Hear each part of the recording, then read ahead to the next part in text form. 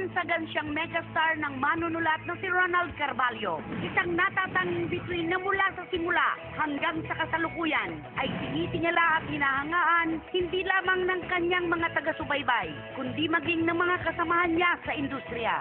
Ang kanyang pangalan ay katumbas ng ginto sa takilya. Kaya naman pinagkatiwalaan siya ng mga naglalakihang kumpanya na i-endorso ang kanilang mga produkto. May bahay ng isa sa mga respetadong senador ng bansa at ina ng isa sa mga sikat at kontrobersyal na batang aktres sa ngayon. Pero kahit ang isang bituin na kasing ningning ni Sharon Cuneta ay hindi pa rin ligtas sa mga mapanirang intriga. Hindi lang distansya ang binilang ng kanyang ginawang paglipat mula sa opisina ng ABS-CBN patungo sa istasyon ng TV5. Maging ang kanyang katapatan at karangalan ay kinu-question din. Sa pagkakataong ito, lilinawin ng megastar ang lahat ng mga isyong katikip ng kanyang paglisan sa dating niyang tahanan. Isa-isa niyang sasagutin ang mga kontrobersy ang nagsasangkot sa kanya sa pagharap niya ngayong hapon sa Caught by Christie. Napakatagal na panahon na po natin pinag-uusapan mga kapatid ang nakatakda niyang paglipat sa ating istasyon. Pero kung kailan natin hindi inaasahan, ang sabi January 6 pa. Pero heto na po siya, ang bago naming kapatid, ang nag-iisang megastar, ni Sharon Cuneta. Hello po, Magandang hapon sa iyo. Magandang hapon po sa inyong lahat ng kapatid. Nay, long Eto, time no see. Alam mo, tinatanong mo ko kanina kung masarap magtrabaho sa TV5. Maligaya. Yun ang Maligaya. sagot. Kasi dito mo mararamdaman na hindi lang pintuan at bintana ang nakabukas sa'yo, pati bubong. Ayun. Aba, bago Yes. yan. Iba talaga Pati si bubong. Nay Christy pagka bumigkas ng Tagalog. Martes, November 22, nang formal na pumirma si Sharon Cuneta ng 5-year contract dito sa kanyang bagong tahanan, ang TV5. Gaano kabigat sa loob yung pagtalikod sa isang bakuran at paglundag sa isang baguhan? Yung totoo po na yan, tagal-tagal kong pinagdasal. Humingi ako talaga ng signs. Kumbaga, tinimbang ko talaga po ng mabuti. Yung pagmamahal ko sa dati kong pamilya, hindi na mawawala yun. Kasi 23 years po yun. Mahigit 2 dekada. At mahigit po sa kalahati ng buhay ko. I just felt, yung timing siguro ang tumama. Okay. Kasi yung, I was ready for big changes lang. Tapos bigla namang may dumating. Ito na, meron ng solid na offer, Inilapan meron na. So binuo na hanggang sila nila Attorney Ray, nakabuo na niya. Hanggang sa nung hinarap sa akin, syempre there were details. Minsan nami-meeting kami, umiiyak pa ako. Ganun. Dahil, you know me, Emotional ka. I don't want to give the impression na hindi ako masaya na lumipat ako. Masaya ako dahil yung pag-welcome nila sa akin dito, very warm. Yung mismong package, hindi naman yun yung eto yung package mo at eto kalaki ang kikitain mo. Ang importante sa akin yung, ang meaning nun, Nay, di ba? Naniniwala kami sa'yo. Isa sa mga naging usap-usapan sa kanyang paglipat ay ang malaking halagang tinanggap daw ni Sharon sa pagpirma niya bilang isang kapatid na agad namang nilinaw ng aktres.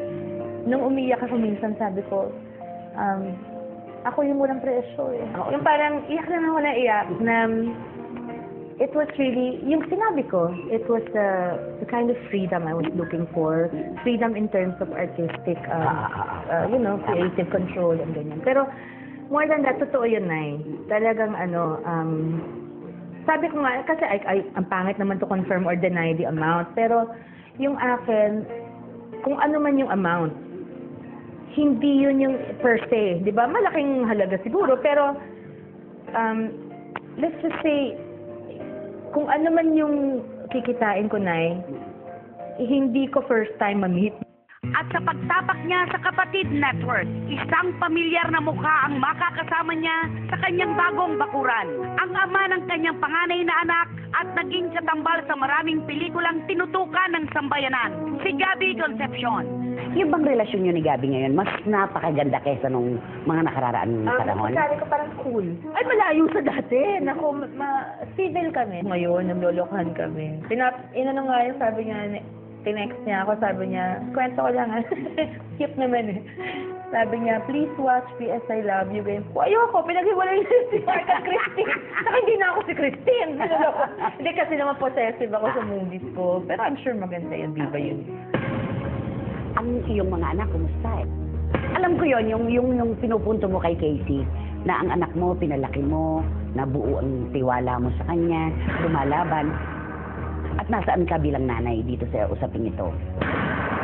Hinihingi ko lang na gusto ko hindi nila yung anak ko. Yun lang. Ano yung sinasabi mo sa akin? Well, you know, hindi, unang-una si Miss Sharon, alam mo kung magregalo yan, handwritten niya. Oo, Kahit tama. ilang daan regalo yan, siya magsusulat Oo. yan. At Kaya- alam mo ba yung mga ginagawa niya, di ba mahilig siyang magsusulat, kung ano-ano, binili ng National Bookstore ngayon yon. Pwedeng pang post-it, yung gano'n. Talaga? Kinuha sa kanya talaga. Oo. Pero ang isang, parang bitin ako doon sa interview about her daughter kay Casey. Magsasalita ba siya regarding kay Piolo Pascual na paghihiwalay ng dalawa? Una kong sagot sa'yo, nanonood ngayon si Willie Revilla, may nakatutok. Pangalawa, tinanong ko muna siya kung close ba sila ni Piolo. Ang sagot niya, alam nga namang ako pa ang mag-reach out. Parang ganon. Pero, yung hinahanap mo, Yes. yan po ang aabangan natin mga kapatid sa pagbabalik ng Exciting! Paparazzi Show with Exos.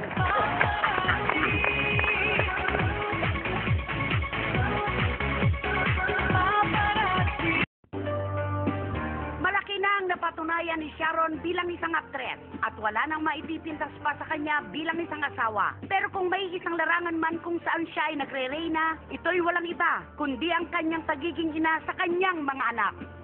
Ang iyong mga anak, kumusta Ang mga bulilit. Gaya na pinakita. Si Miguel, gano'n nakalaki. Oo. Gano'n 2 years nakalaki. old na po siya. Parang kailan lang, ano? Oo. Kanino mas close sa mga anak mo? Si Miguel ay best friend niya si Frankie. Kay Frankie. Love din niya yung mga ate niya. Love niya si Miguel kasi mas malapit sa edad niya. Pero dahil malapit, sila rin yung laging medyo may banggaan. Saka parehong bunso. Parehong bunso, yun nga. Eh si Miguel, mama's girl. Oo. So pag may dapat nakadikit siya sa Oo, parang may Oo. competition sa ngayon. Super. Pero very very loving pa rin si Miel towards him at mahal niya si Miel. Tapos pag si Casey dumadalaw, nagpapasikat siya, Tina! Tapos tatakbo siya, iyak siya talagang ganyan. Tapos kung ano-ano lahat ng alam niyang gawin, ipapakita niya, pasikat. Performer. Performer, nakakatuwa. Ang mga anak ninyo ni Senator Kiko ay lumaki ng napaka-normal na paraan, ano? Oo. Hindi sila yung klase ng mga bata na anak ako ng megastar, Ay, hindi po. anak ako ng senador. Minsan po sa, I am the daughter of ganyan. Kasi inosente. Sinasabi ko, that's not nice. Don't say that. Yung mga ganyan. Parang, ang hirap na maipaintindi sa maliit na, bakit ayaw mo sabihin ko na Pagmamalaki kita, proud ako eh. Di ba? Saka siguro hindi pa nila alam na, kasi nasa showbiz ako, medyo kilala ka. Ang feeling nila, basta lumabas sa TV mami ko, yun lang ano nila, na proud. Di nila Proud, alam na dapat ibang lang. trabaho mo. Pero ayoko lang na mayabang.